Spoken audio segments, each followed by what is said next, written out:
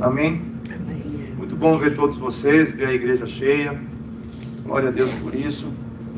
Mas isso nos deixa contente, mas existe mais do que isso, né? E nós queremos aprender a caminhar com o Senhor nessa direção. A gente tem pausado muito em Mateus capítulo 5. E no último domingo que eu ministrei, eu falei que eu ia trazer a última mensagem, né? E lendo, estudando, eu entendi que tem mais coisa para a gente aprender, né? Então, ainda dentro desse contexto das bem-aventuranças, eu quero falar hoje sobre a excelência da verdadeira felicidade. Mateus capítulo 5, todos têm a palavra impressa? Tem alguém que não tem a palavra com você e você gostaria de acompanhar?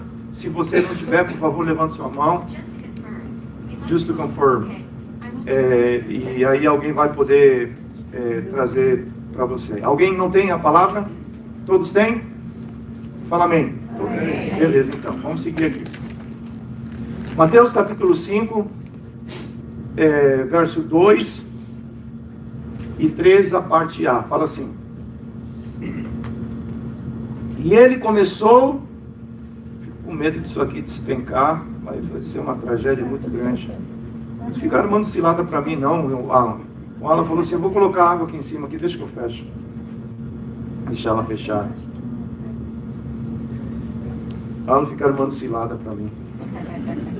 Mateus capítulo 5, verso 2 e 3, a parte A, fala assim: e ele começou a fazer o quê? Fala ensiná-los. Jesus disse: felizes as pessoas. A gente tem passado 8 domingos falando sobre as bem-aventuranças, aprendendo como ser um bem-aventurado. Essa palavra é macários, alguém verdadeiramente feliz. Cada versículo das bem-aventuranças começa prometendo o quê? Você está lendo aí? Começa prometendo felicidade. Para quem? Para aqueles que praticam os princípios e vivem como cidadãos do reino dos céus. Todo o suprimento que nós precisamos está dentro do reino de Deus. Tudo que nós precisamos. E Jesus, ele veio nos dar a chave. Através de Cristo, nós podemos entrar nesse reino. E é no reino de Deus que eu tenho suprimento para todas as minhas necessidades.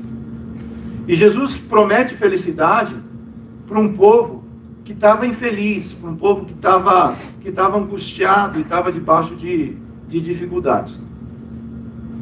Amém? Amém. E muitas vezes essa é a nossa história. Porque nós condicionamos a felicidade ao momento que nós estamos vivendo. Obrigado, gente. Obrigado muito. Thank you. Quando tudo está bem, como é que nós nos sentimos? Bem. Esse é o homem. E quando as coisas não estão bem, como é que eu me sinto? Mal. Esse é o curso natural do homem, do ser humano. E era assim que essas pessoas estavam se sentindo. Tristes porque estavam sendo perseguidos. Tristes porque estavam aprisionados. Tristes porque eles não tinham tudo aquilo que eles achavam necessário. E por isso eles estavam nessa condição, né? E Jesus ele chega no contexto onde João Batista começa a anunciar que após ele viria aquele que Elias anunciou, aquele que os profetas anunciaram, aquele que Moisés anunciou. Começando em Moisés, todos eles anunciaram. Moisés falou que viria um profeta semelhante a ele, e a esse nós deveríamos escutar. Maria fala assim: tudo aquilo que ele pedir para vocês fazerem, façam, porque esse é Jesus, né? Então Jesus, ele chega no contexto, chega no momento, na plenitude dos tempos, onde a situação do ser humano era muito complicada. E ele passa por todo o processo, ele nasce, ele passa pela adolescência, ele espera o tempo de Deus para entrar no ministério. E quando começa o ministério, ele se submete a todo o processo que Deus tinha preparado para ele, ele cumpre toda a justiça de Deus. ele é batizado. João Batista fala assim: você não precisa passar por isso, você é o Filho de Deus, você não tem pecado. O batismo é para remissão de pecados. Você nunca pecou, o que você está fazendo? Isso dá para entender? Entrava na cabeça de João Batista? Não, porque Jesus, ele nunca pecou. Por que Jesus ia ser batizado? Por que ele tinha que passar pelas águas? Mas ele fala assim: para que se cumpra toda a justiça do meu Pai. Eu não vim aqui fazer a minha vontade, eu vim aqui cumprir a vontade de Deus. E aí ele é batizado, e depois do batismo, uma voz dos céus fala assim: esse é meu filho. Deus confirmando a obra do Filho na terra. Este é o meu filho em quem eu tenho prazer nele. E logo em seguida ele é levado pelo Espírito Santo ao deserto. Nós achamos que o ministério de Jesus começa com milagres. O ministério de Jesus não começa com milagres. O ministério de Jesus começa quando ele é provado, quando ele é levado para o deserto. E ali no deserto ele precisava vencer aquilo que Adão entregou nas mãos do inimigo. E ele venceu esse momento, ele, pela palavra de Deus, ele venceu a tentação, e aí ele começa a pregar. E quando ele começa a pregar, é onde os milagres, o sobrenatural acontece. E uma multidão, o milagre ele atrai a multidão. Não é assim? O milagre ele atrai a multidão. Os sinais atraem a multidão. Mas Jesus ele estabeleceu o ministério em cima da palavra, que é alicerce, e de poder, que é o milagre. As duas coisas precisam estar juntas. Se é só palavra e não acontece nada, não tem cura, não tem sobrenatural, não tem nada disso, a gente vai ficar bem bereanos, né? Agora, se é só poder, é só pula para cá, pula para lá, e não sei o que, e quando a luta vem, você pula também, porque você não está alicerçado sobre a palavra. Então é palavra e é poder. Essas duas coisas foram o alicerce do ministério de Jesus. E deve ser dessa mesma maneira com a igreja. Aí ele começa a ministrar e os milagres começam a acontecer e uma multidão começa a seguir Jesus. O milagre, ele pode mudar a sua condição, mas ele não transforma a sua vida. Os 10 leprosos, 9, todos eles mudaram de condição. Mas a palavra fala que só um voltou para falar assim: eu não quero só mudar a minha condição, eu quero mudar a minha vida. E por isso eu vou te seguir, Jesus. Né? Então, nesse contexto, Jesus sabia que ele não iria conseguir fazer ministério sem ensinar, sem colocar fundamento na vida daquelas pessoas que estavam seguindo ele. E ele começa prometendo felicidade para um povo que era infeliz. E eu imagino que ele tinha atenção daquela plateia, não é não? Alguém enfermo que escuta assim: tem cura, tem jeito para a sua vida. Essa pessoa vai dar atenção, porque é uma necessidade que ele está tendo. E esse povo, eles eram infelizes. E Jesus começa prometendo felicidade. E vamos ler o contexto das bem-aventuranças para a gente poder entender isso daí. Mateus capítulo 5. Fala assim: quando Jesus viu aquelas multidões, subiu um monte e sentou-se. Os seus discípulos chegaram perto dele e ele começou a ensiná-los. Jesus disse: felizes as pessoas que sabem que são espiritualmente pobres. Por quê? Pois o reino do céu é delas. Felizes as pessoas que choram, pois Deus as consolará. Felizes as pessoas humildes, os mansos, pois receberão o que Deus tem prometido. Felizes as pessoas que têm fome e sede de fazer a vontade de Deus, pois ele as deixará completamente satisfeitas. Felizes as pessoas que têm misericórdia dos outros, pois Deus terá misericórdia delas. Felizes as pessoas que têm coração puro, pois elas verão a Deus. Felizes as pessoas que trabalham pela paz, pois Deus as tratará como seus filhos. Felizes as pessoas que sofrem perseguições por fazerem a vontade de Deus, pois o reino do céu é delas. Felizes são vocês quando os insultam, perseguem e dizem todo tipo de calúnia contra vocês por serem meus seguidores. Verso 12. Fiquem como? Alegres. E o que mais? Felizes. Por quê? Por que mais?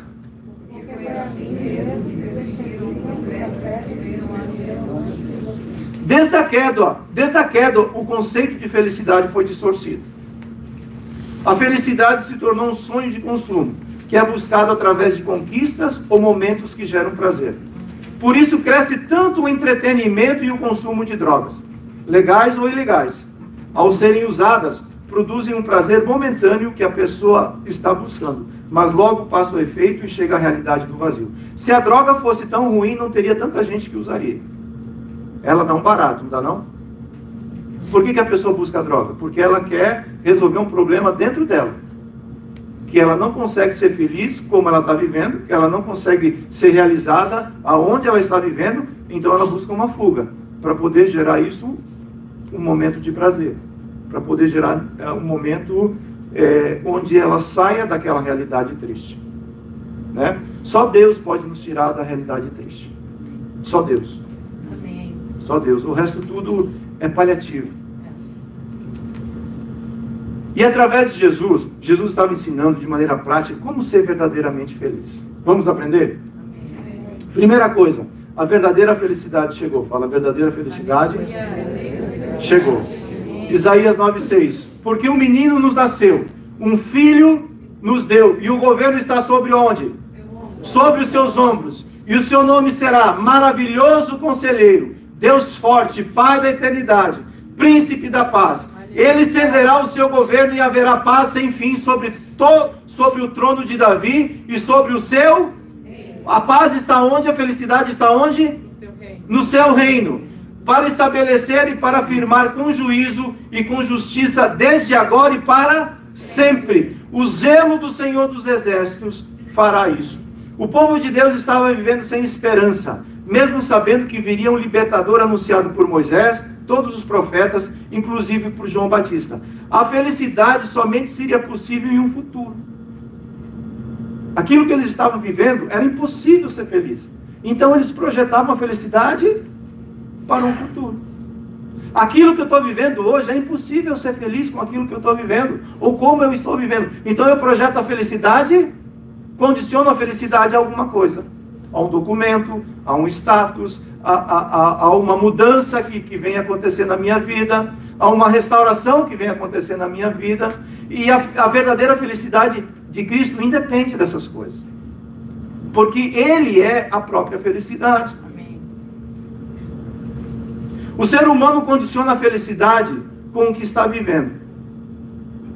Porém, Jesus chega na plenitude dos tempos, anunciando que em Cristo o homem voltará a ser feliz. João 10:10, a parte B. Eu vim para que tenham vida e a tenham como? Em abundância. A regeneração é o começo da participação da vida divina. O seu estágio inicial começa aqui na terra e se estenderá por toda a eternidade em Cristo. Somos transformados e recebemos de volta tanto a vida como a plenitude. Em Cristo nós recebemos a vida de volta. Cristo veio para nos dar vida, a vida Zoe, vida eterna. E juntamente com vida, a vida de Deus, Ele veio nos dar a plenitude. Ele veio nos ensinar a como nós devemos ser plenos aqui nessa terra. Porque é para isso que Cristo veio, para fazer a diferença entre aquele que serve e aquele que não serve. Porque você é salvo, você é luz da terra. Você pode ser feliz e você pode ser pleno e deve ser pleno, independente daquilo que você está passando. Por que você está falando isso? Porque eu preciso aprender. Eu condiciono plenitude ao estado que eu estou vivendo, ou à condição que eu estou vivendo. E Jesus estava dizendo assim: vocês não dependem da condição para serem felizes. Se vocês dependerem de mim, eu vou ensinar vocês a serem felizes.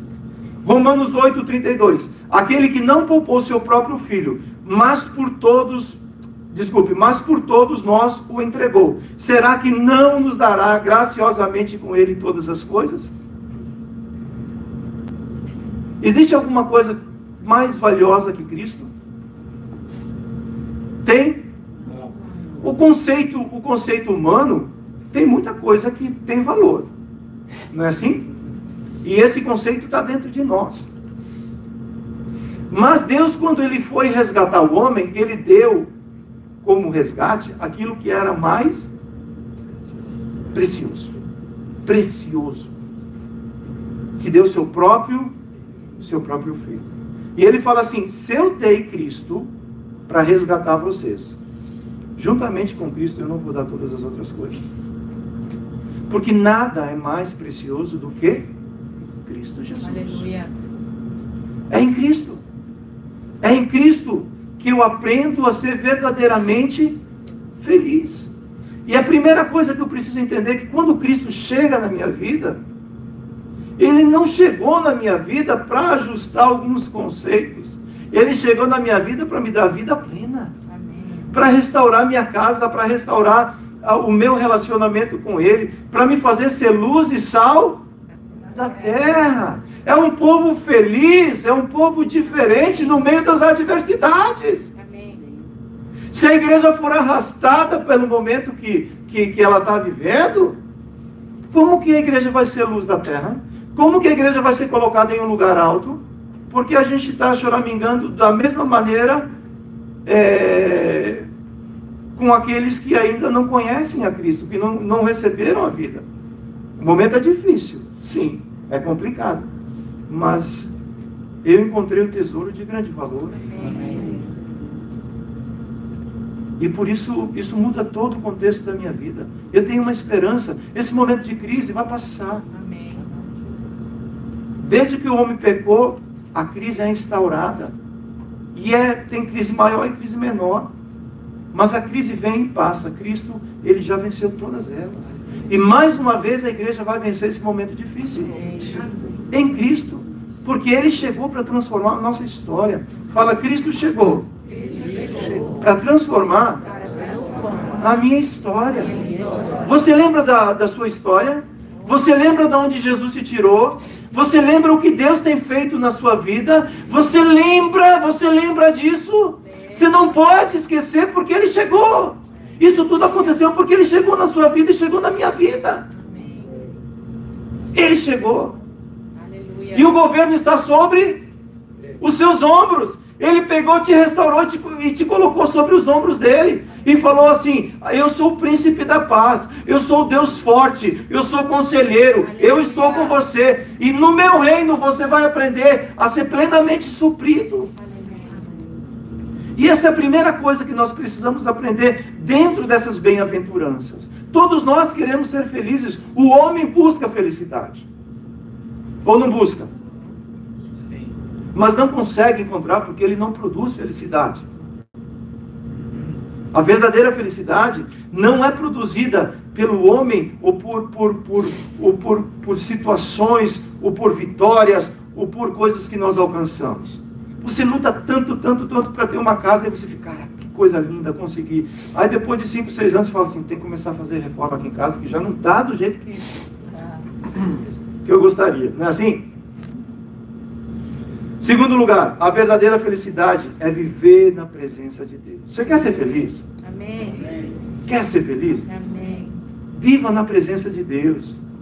Vivemos em um momento em que os encontros podem ser virtuais ou presenciais.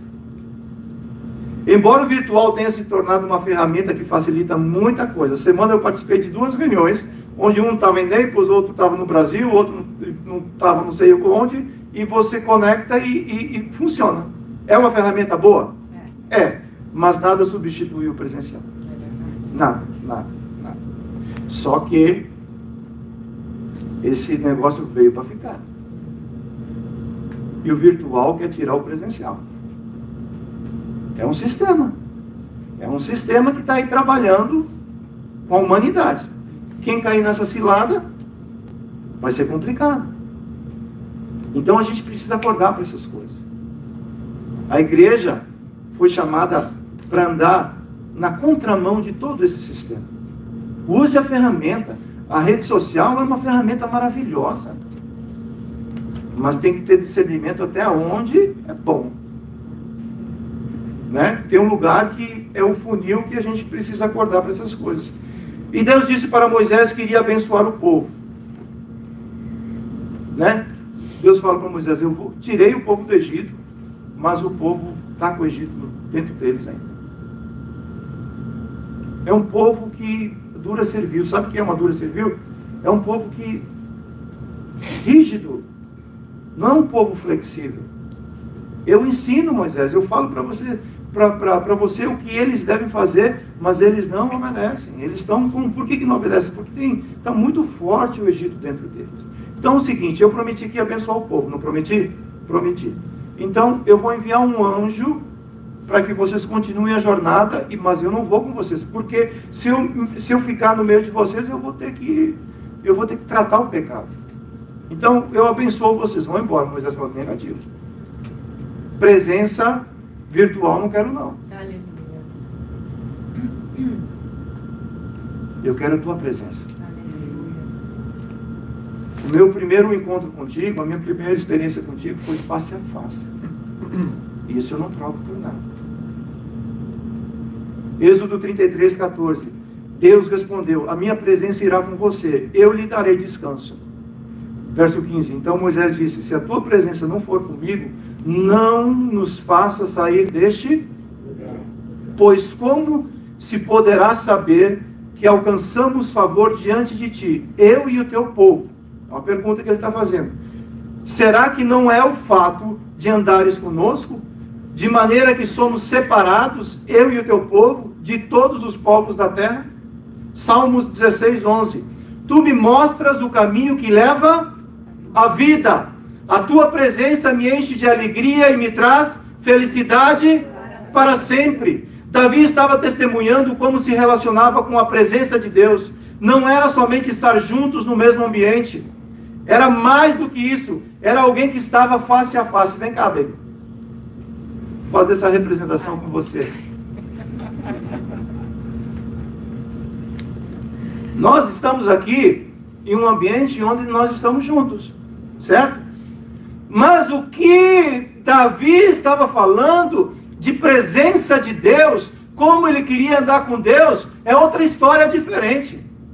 A presença de Deus era assim, ele queria andar com Deus assim, ó, face a face, perto de Deus. Essa presença, ela gera intimidade. Essa presença é para quem tem intimidade. É para quem quer dar perto de Deus. E essa presença que é face a face produzia felicidade e alegria no coração de Davi. Obrigado, baby. Quero andar com você desse jeito. Em Atos, na primeira pregação de Pedro, ele usa dois contextos do Velho Testamento. Joel, e aqui, a partir do verso 25, ele usa praticamente todo Salmos 16. Olha o que Pedro fala. Porque Davi fala a respeito dele, de Cristo, dizendo, eu sempre vi ao Senhor diante de mim, porque Ele está à minha direita, para que eu não seja abalado. Por isso o meu coração se alegra e a minha língua exulta. Além disto, também a minha própria carne repousará em esperança, porque não deixará minha alma na morte, e nem permitirás que o teu santo veja a corrupção. Verso 28. Fizeste-me conhecer os caminhos da vida, e me encherás de alegria na tua presença. Parece que a felicidade é um privilégio que somente algumas pessoas bem-sucedidas conseguem alcançar. Feliz é esse cara que mora nessa casa na A1A, onde eu vou lá trabalhar. Não é não? Esse cara é bem-sucedido, que fica na frente do computador só fazendo investimento. Que bênção, glória a Deus. Esse cara é bem-sucedido, será?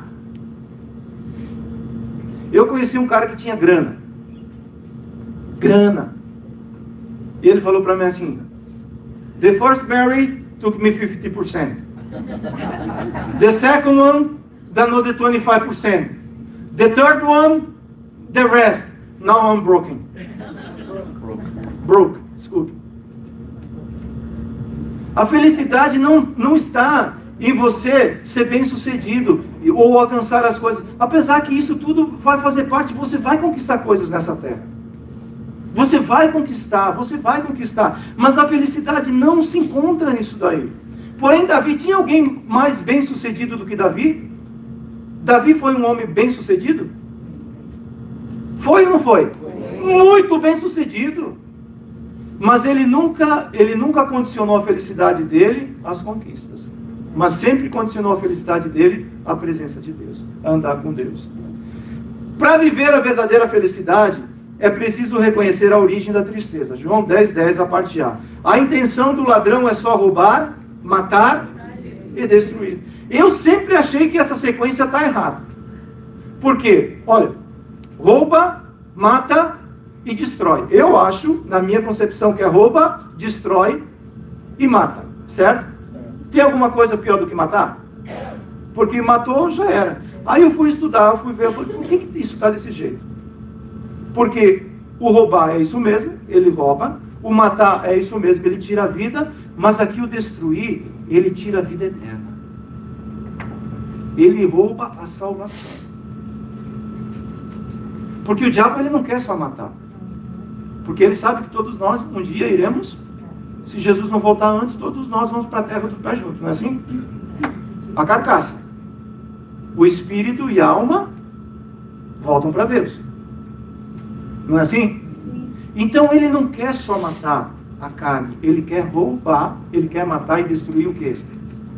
A salvação, a eternidade.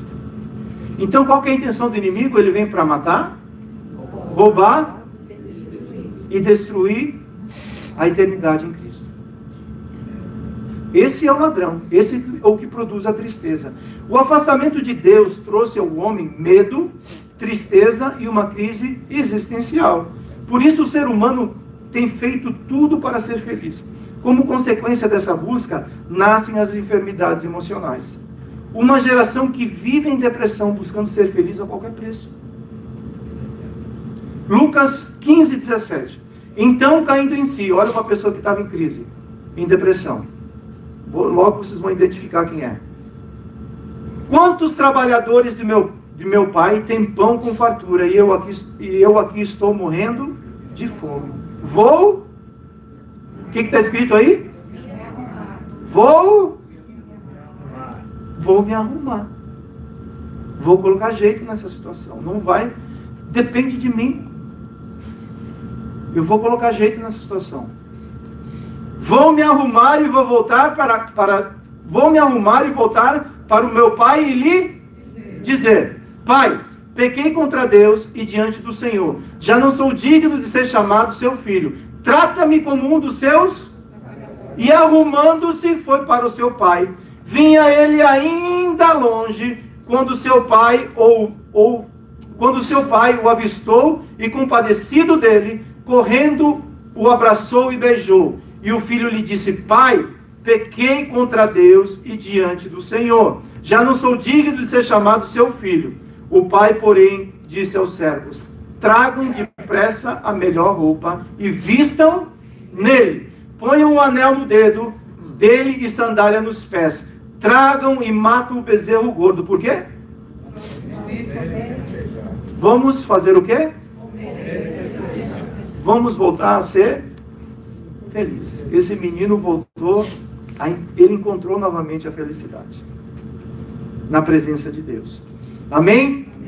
Terceiro lugar, a verdadeira felicidade é resultado de uma mente transformada. A gente tem falado muito sobre isso, né? É cansativo, não é não? Mais uma vez, o que a gente pode extrair disso daí? Jesus fala assim: ensine até guardar. Ensine até guardar. Não é uma, nem duas, nem três, é até guardar. Estudando um pouco essa semana sobre isso, eu falei, cara, eu não quero fazer chover no molhado. A gente tem falado tanto sobre isso. Aí eu fui estudar um pouco mais a respeito da cuca, né? E os profissionais dessa área, eles têm feito testes e têm feito descobertas também, e chegaram à conclusão que a mente, ela é neuroplasticidade, ela é uma neuroplasticidade. Essa palavra significa, é a capacidade que o cérebro tem de aprender e se reprogramar. Essa competência está presente nas células nervosas e permite que todo o sistema nervoso consiga se adaptar a determinadas situações. Olha só, a determinadas situações como traumas e lesões. O principal mecanismo do sistema nervoso são as sinapses, que nada mais são que a conexão de 2 ou mais neurônios. Eu achei que só tinha 2. Aqui está falando que está me dando esperança, está falando que tem mais. Para ouvir ou receber informações trocadas entre todo o corpo e o córtex cerebral. Esse padrão sináptico pode ser remodelado por meio de pensamentos, emoções, adaptações ao ambiente, entre vários outros fatores. Por conta disso, é natural que a criança desenvolva hábitos, sua própria personalidade, habilidades, entre outros. Ao que tudo indica, quando um indivíduo atinge a idade adulta de 20 anos, o seu sistema nervoso já está totalmente construído. A novidade é que a neuroplasticidade não deixa de ocorrer mesmo após essa faixa etária. Por isso que a Bíblia diz assim, quem escreveu a Bíblia fala assim, ensine o teu filho no caminho que ele deve, porque quando ele crescer, a mente dele foi formada na palavra. A mente é plástica. Ela se amolda àquilo que ela recebe. E se você receber a palavra todo dia, e se a palavra entrar na tua mente todo dia, e se você for lavado pela palavra todo dia, a tua mente vai tomando a forma da palavra. E você vai tendo a mente de Cristo. Romanos 12:2. Não imitem a conduta e os costumes deste mundo, mas seja cada um uma pessoa nova e diferente, mostrando uma sadia renovação em tudo quanto faz e pensa. E assim vocês aprenderão de experiência própria a boa, agradável e perfeita vontade de Deus. Paulo estava ensinando conceitos de reino dos céus. Uma mente natural não consegue compreender as coisas do Espírito. Não consegue. Por isso que Jesus falou para Nicodemos, Nicodemos, a gente pode ficar trocando figurinha a vida toda aqui. Você não vai entender o que eu estou falando contigo. Porque você precisa nascer de novo. O Espírito precisa nascer. Como que esse processo acontece? Você vai ouvir, mas não vai entender. Por isso não basta só ouvir. É necessário deixar esses conceitos transformar a minha maneira de pensar. Quem tem a mente de Cristo é verdadeiramente feliz. 1 Coríntios 2,16. Pois quem conheceu a mente do Senhor? Para que o possa instruir. E o que fala aí? A mente de Cristo. Ter a mente de Cristo significa conhecer a sua vontade e o seu plano redentor. Significa avaliar e considerar as coisas da mesma maneira que Deus vê. Atribuir importância ao que é importante para Deus. Amar o que Ele ama. Priorizar o que Ele prioriza. Essa é a mente de Cristo. É a mente que consegue entender o que está no coração de Deus.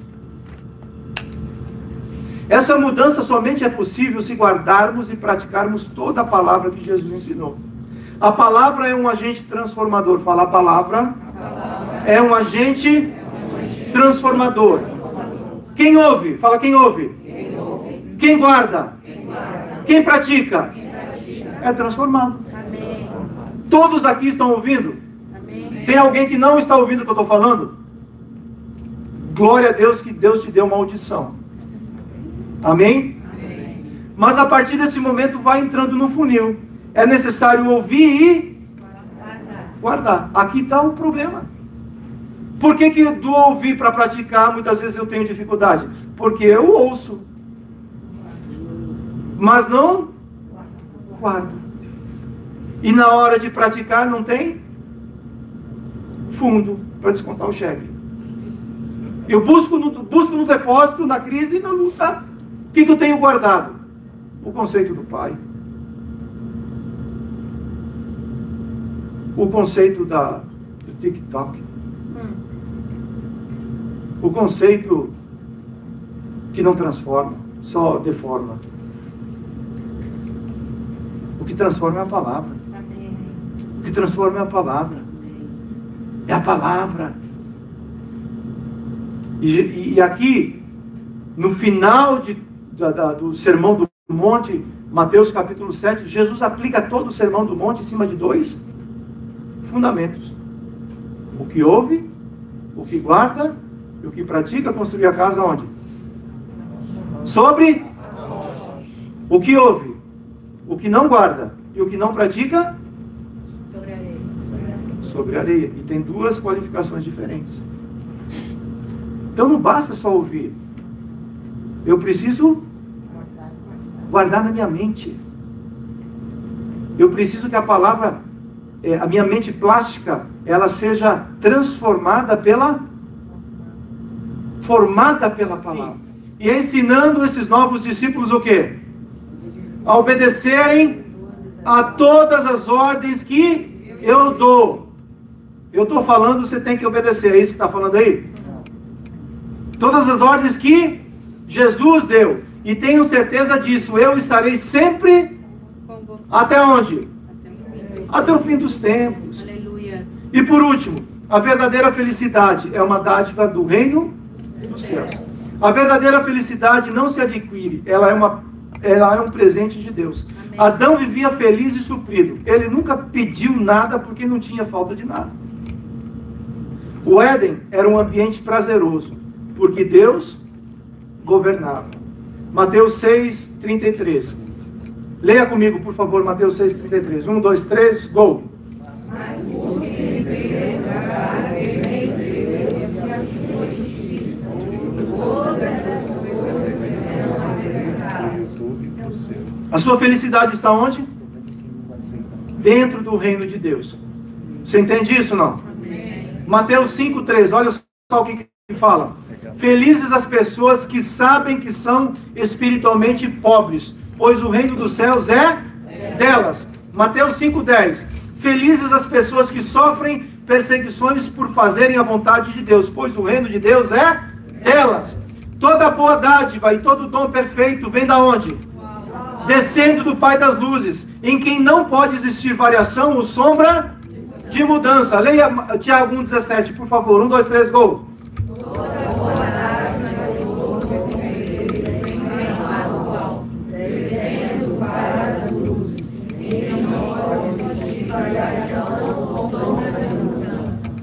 A pessoa verdadeiramente feliz tem um espírito humilde, manso e até chora.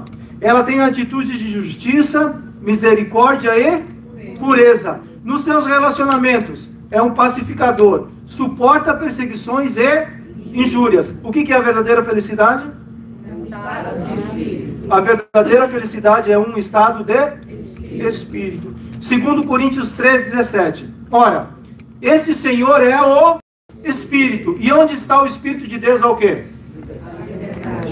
Posso trocar a liberdade por felicidade?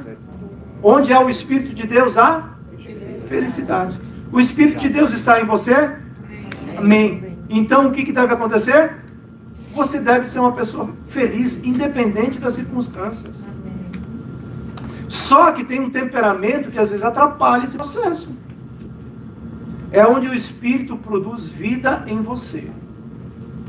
Onde é o Espírito de Deus, há liberdade, a transformação, a mudança. Eu não consigo, eu estou passando por um momento difícil, mas o Espírito de Deus, ele me dá alegria, ele me dá forças, ele me capacita para poder seguir em frente. Verso 18. E todos nós, com o rosto descoberto, contemplamos o quê? Nós estamos contemplando a glória do Senhor. Porque a gente passa batido pelos versos, né?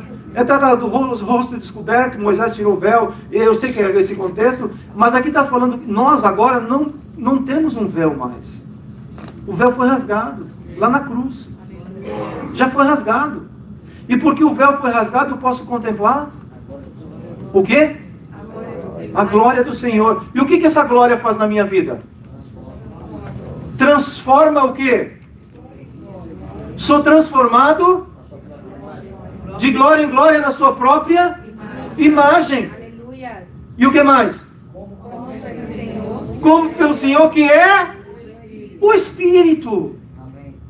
É diferente. É totalmente diferente.